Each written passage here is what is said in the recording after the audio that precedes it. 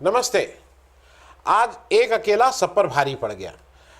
ये इसको जुमला कह लीजिए या इसको जो अपनी तरफ से थोड़ा गर्वोक्ति कह लीजिए, ये मोदी जी बार बार कहते थे और पिछले 5-10 साल में उन्होंने कई बार कहा था कि एक अकेला सब पर भारी, एक अकेला सब पर भारी। आज पार्लियामेंट में राहुल गांधी की स्पीच हुई एज लीडर ऑफ ऑपोजिशन। मैं आगे बढ़ूँ इससे मैं एक चीज़ बता दूं, जो आज राहुल गांधी जी ने स्पीच दी है, मुझे ऐसा लग रहा है कि 2-3 चीज़ें, हम सब लोगों को ये लगता था एक समय, ये मैं भी मानता था कि Priyanka Gandhi will be a better speaker, लेकिन कंटेंट, हाजिर जवाबी, रेडी विट और विचलित बिल्कुल नहीं होना। मतलब अगर गुस्से का भाव नहीं है, मन में गुस्सा नहीं है, तो वो एक बार भी पूरी स्पीच में कहीं भी छलका नहीं। मुझे थोड़ा आज राहुल गांधी ऐसा लगे कि he was enjoying his booing, his hooting, his interruptions. जो सामने के ट्रेजरी बेंच उनको लगातार मतलब चुप कराने की कोशिश कर रही थी, उनसे शायद उनको और स्ट्रेंथ मिल रही थी। He was enjoying. मैंने पूरे 90 मिनट या जितने मिनट भी वो बोले, एक बार भी उनको विचलित होते हुए या आपक होते हुए या गुस्सा होते हुए नहीं देखा। मोदी जी 10 ही मिनट में आपक हो गए थे। सबसे बड़ी बात यह है कि मोदी जी जो हमारे हैं, वो इतनी जल्दी आपक हो गए थे कि मतलब वो देखने लायक था। आज राहुल गांधी जी ने जब शुरू किया तो राहुल गांधी, मतलब मुझे लगता है कि ही वॉज वेल प्रिपेयर्ड। वो उनको पता था कि मैं क्या कहने आया हूँ। जनरली हम सब लोगों को एक राहुल गांधी के भाषण में हरदम लगता है कि वो अपना ठीक अच्छा बोलते रहते हैं, लेकिन वो कहीं डाइग्रेस कर जाते हैं और डाइग्रेस कर जाते हैं और कहीं और पहुंच जाते हैं। आज वो डाइग्रेस नहीं थे, उन्होंने अपनी, और मैं इसलिए इस बात को कह रहा हूं, मैं भारत जोड़ो यात्रा में उनके साथ चला था। मैंने अपनी किताब दी थी और उसमें उन्होंने उस समय शिव की बात, दुर्गा की बात, शक्ति की बात, ये सब वो कर रहे थे। उस आदमी का गहन अध्ययन है। ये बहुत सरप्राइजिंग चीज़ कई लोगों को लगेगी कि राहुल गांधी को जितना शिव, ब्रह्म, शक्ति, कॉस्मोस, आध्यात्म का जितना ज्ञान है, वो मेरे लिए बहुत एकाध लोग ऐसे मिले हैं जो उस लेवल का ज्ञान रखते हों। राहुल गांधी ने जब आज अपनी बात शुरू की तो उन्होंने शुरुआत में एक शिव जी का एक चित्र दिखाया, तो लोगों को लगा कि ये तो ऐसे ही कोई चित्र है और राहुल गांधी अपना शिव जी का कुछ करके हिंदू कार्ड कुछ करेंगे। लेकिन जो बाद में जिस तरह, अच्छा, उस पर इनको भी, अब इनके ना उसको खाते बने ना वो करने। अब स्पीकर साहब का मन तो कर रहा था कि क्या कर डालें, लेकिन राहुल गांधी जी ने अच्छा, वो बार बार ये कह रहे थे कि भाई आप चित्र नहीं दिखा, उन्होंने नहीं, आप प्ले कार्ड नहीं, उन्होंने प्ले कार्ड नहीं है, शिव जी का चित्र है, आप कहिए तो नहीं दिखाएंगे। फिर वो घुमा फिर आके कहने लगे कि आप चित्र को ऐसे रख रहे हैं, उसका अपमान हो रहा है, मतलब जिसका कोई मतलब नहीं था। खैर, मैं मूल मुद्दे पे आता हूं। उन्होंने शिव के सर्प की तुलना उस डर से की कि उस सर्प के एक जिंदा सांप अगर है, उसके बाद भी अगर आप मर्यादित हैं, उसके बाद भी आप का चित्त विचलित नहीं हो रहा है, ये शिव परंपरा है। उन्होंने 2-3 चीज़ें और कही। उन्होंने एक बात ये बड़ी कही जो मैं आपसे शेयर करूं कि ये कभी मेरे भी ध्यान में नहीं गया था। उन्होंने कहा शिव का जो त्रिशूल है वो बाएं तरफ रहता है, तो शिव का त्रिशूल अहिंसा का प्रतीक है, वो हिंसा का नहीं, क्योंकि हिंसा का होता तो वो कहीं दाहिने होता, दाहिने हाथ में होता, वो बाएं तरफ है।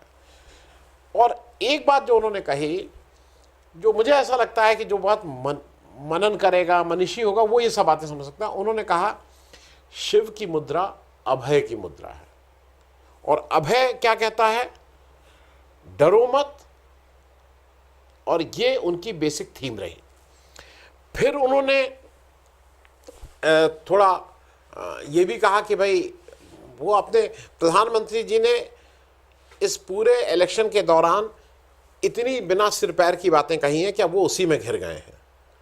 ये मैं इसलिए बता दूं कि आज सुबह जब खड़गे जी राज्यसभा में बोल रहे थे तो धनखड़ जी के, वो मैं इसलिए डाइवर्ट नहीं हो रहा हूँ, वो एक अलग बात थी। धनखड़ जी जिस तरह से उनका टोका टाकी कर रहे थे, लेकिन वो बार बार ये वो मुजरा उजरा जब खड़गे ने कहना शुरू किया, प्राइम मिनिस्टर ने मुजरा कहा, तो अब इनके हंसता नहीं नहीं अच्छा नहीं है, और तो ये नहीं कह पा रहे थे कि ये मतलब इसको क्या करिए। खैर, राहुल गांधी ने फिर ये कहा कि ये जो जो अभय की मुद्रा है, ये अभय की मुद्रा जब मुसलमान दुआ मांगता है हाथ ऊपर करके तो उस समय भी अभय का मामला है।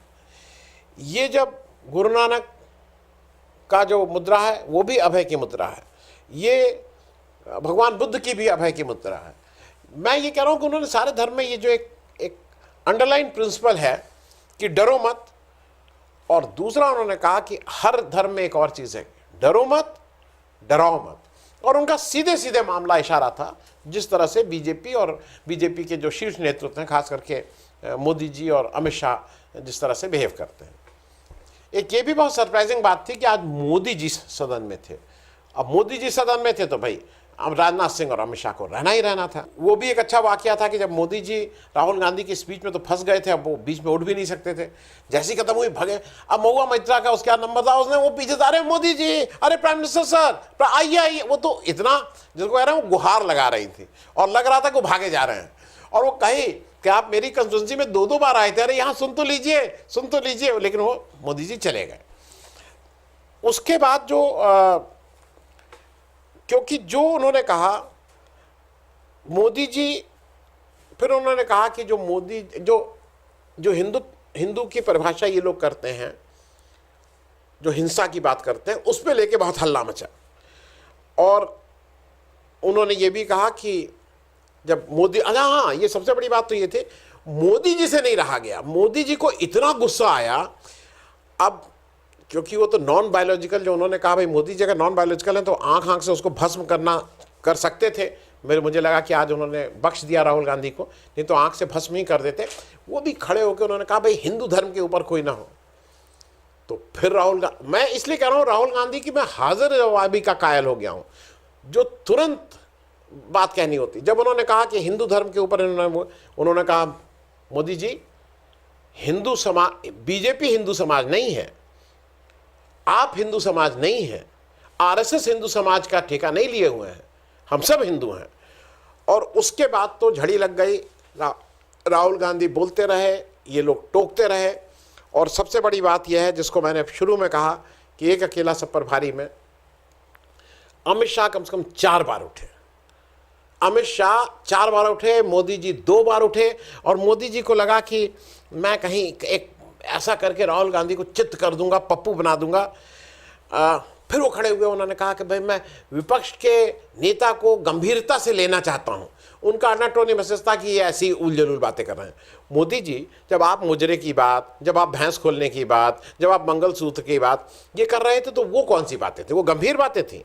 आपको देश ने गंभीरता से लेना छोड़ दिया है। ये क्योंकि ये गंभीर बातें आप कर रहे थे और उनको आप पाठ पढ़ा रहे थे कि गंभीर बातें। अमित शाह को बड़ा गुस्सा आ रहा था।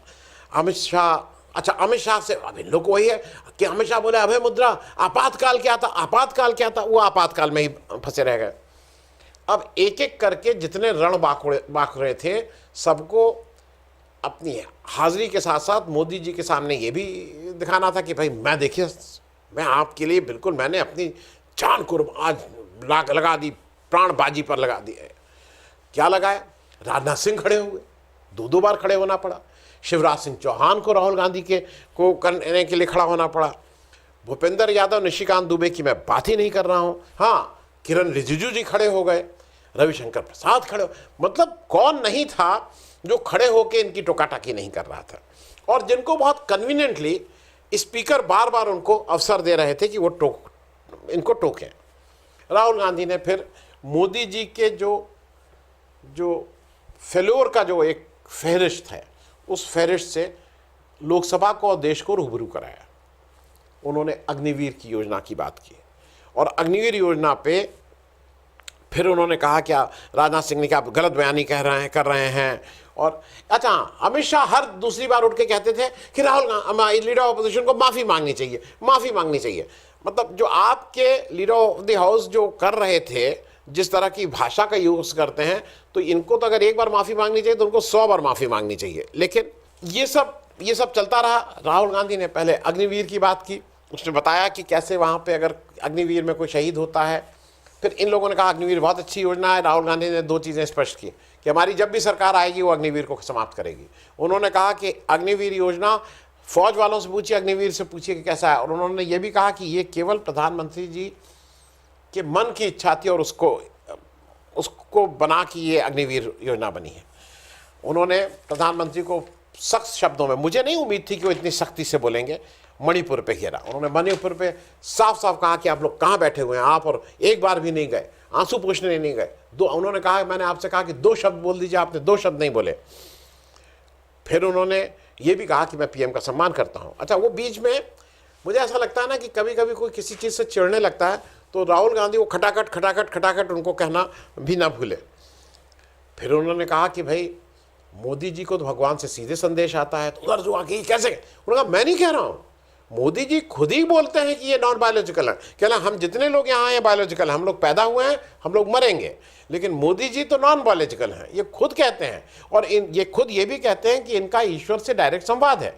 तो इन्होंने कहा कि शायद ईश्वर से इनका संवाद हुआ होगा और उसी लिए नोटबंदी हुई। नोटबंदी का मतलब कि एमएसएमई प्रोजेक्ट का जो इंडस्ट्री है देश की, उसका बंटाधार मतलब बेरोजगारी चरम सीमा पे। अडानी की भी बात हुई, अडानी को किस तरह से दिया गया। उन्होंने कहा यह भी शायद ईश्वर से संदेश आया होगा कि अडानी को एयरपोर्ट दे दो। फिर एक चीज़ पे वो काफ़ी देर तक बोले, उन्होंने कहा किसानों को डराने के लिए आपने 3 किसान कानून लाए और इससे केवल अडानी और अंबानी का फ़ायदा हो रहा था, किसानों का प्रदर्शन था, आप उसको लगातार आतंकवादी कहते रहे। अब अमित शाह इनको 3-4 बार रोक रहे थे कि आप ऐसे कैसे कह सकते हैं और किसानों के लिए आप ऐसी बात कर रहे हैं और आप आतंकवादी की बात। उन्होंने कहा कि इस हाउस में जब 300 से ज़्यादा किसान 700 से ज़्यादा किसानों ने शहादत ली थी, हम लोगों ने कहा था कि इसमें उनके सम्मान में मौन रखा जाए, आप लोगों ने उस मौन को नहीं होने दिया। तो उन्होंने आज बिल्कुल बेपर्दा कहते हैं नंगा किया करके ये देश के सामने सारी चीज़ें रखी। और उन्होंने एक चीज़ और रखी जो मैं इसलिए कह रहा हूँ कि बहुत से लोगों ने आज इसको देखा होगा। उन्होंने कहा कि आप 16 लाख करोड़ का उद्योगपतियों का कर्जा माफ़ कर देते हैं और जब किसान कहते हैं कि हमारा कर्जा भी माफ़ कर दो, तब आप कर्जा माफ़ नहीं करते हैं।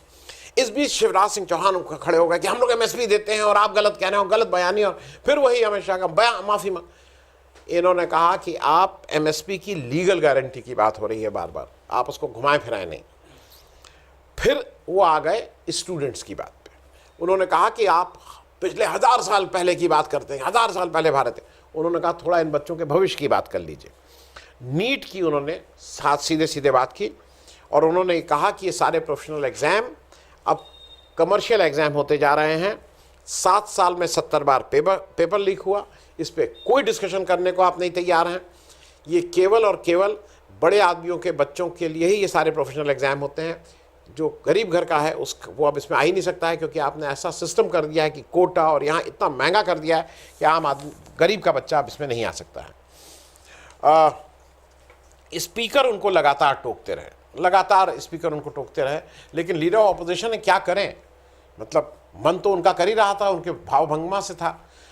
फिर जब भूपेंद्र यादव ने किए, एक अच्छा वो हुआ कि सौगत राय जी हैं, बहुत सीनियर हैं, तृणमूल कांग्रेस से एमपी हो गया, वो खड़े हुए राहुल गांधी के पक्ष में। उन्होंने रूल बुक से निकाल के सारी बातें बताई कि रूल बुक में क्या क्या है।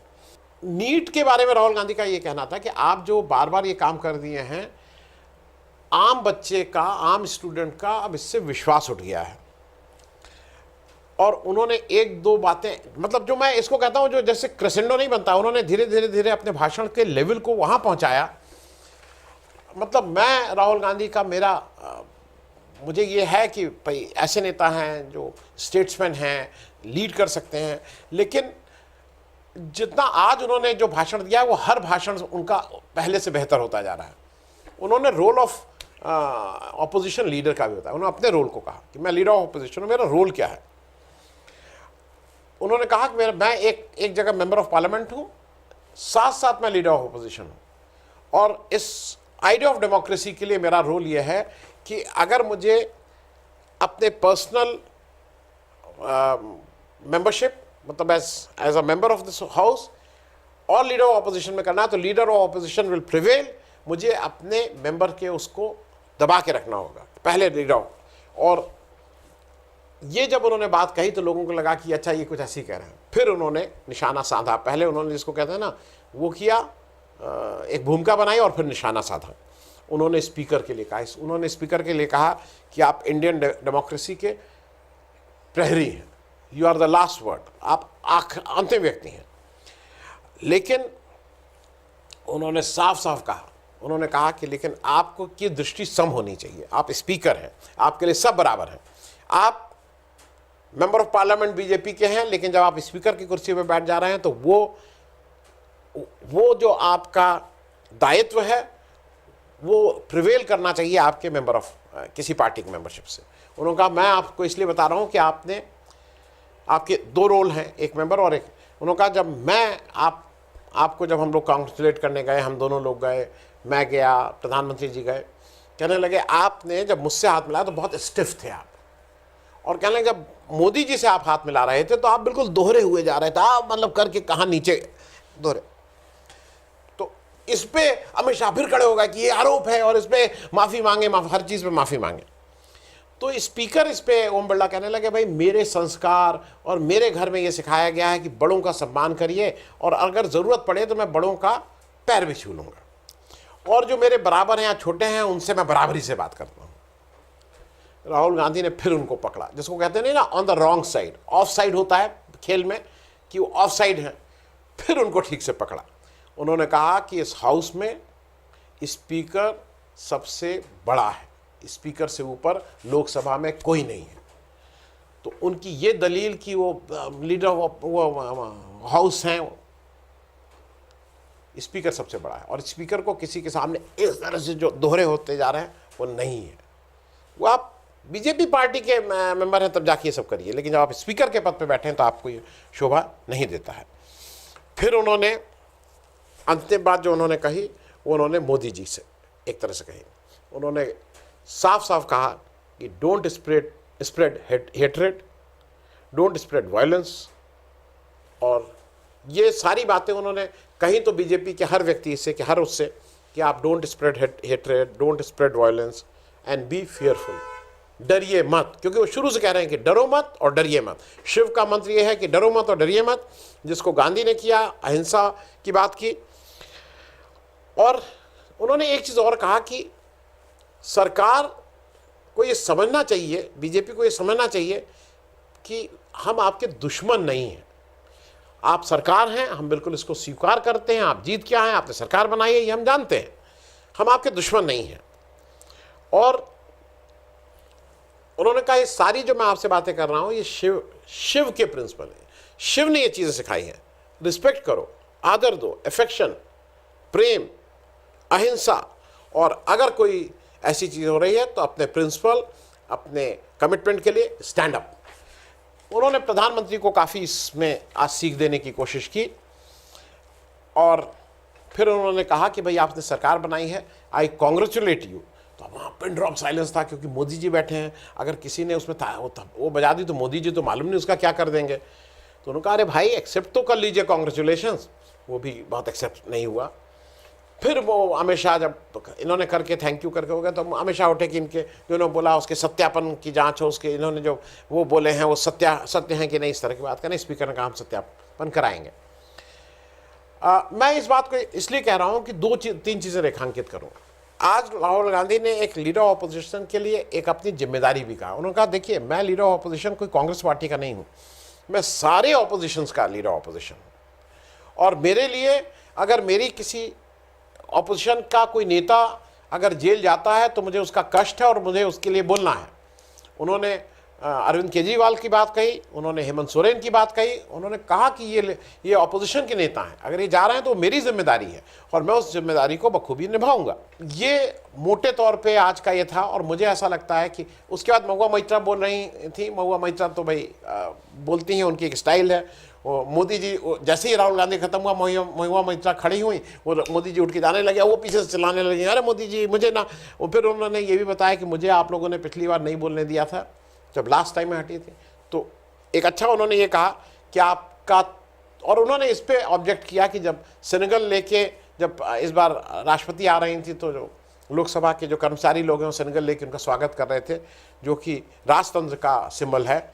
उन्होंने साफ साफ कहा कि ये 303 का जो राजतंत्र है आपका, it was reduce to 240 by a लोकतंत्र ऑफ दिस कंट्री। अच्छा बोली, उन्होंने सारी चीज़ों पे ठीक ठाक बातें कही, खूब ठीक से घेरा, बातों का जवाब तो है नहीं। मोटे तौर पे आज मैं सिर्फ यही कहूँगा कि अब प्रधानमंत्री जी के ऊपर भी नज़रें रहेंगी कि वो क्या बोलते हैं, लेकिन राहुल जी जैसा बोलना मुझे नहीं लगता है कि वो कोई जवाब दे पाएंगे। वो कुछ ऊल जलूल बातें करेंगे, लेकिन राहुल गांधी ने आज अपनी बातें पूरी मर्यादा, सम्मान और प्रेम के साथ अपनी सारी बातों को ना केवल हाउस में रखा, बल्कि पूरे देश में भी उसका एक अच्छा संदेश गया है। थैंक यू सो मच, धन्यवाद।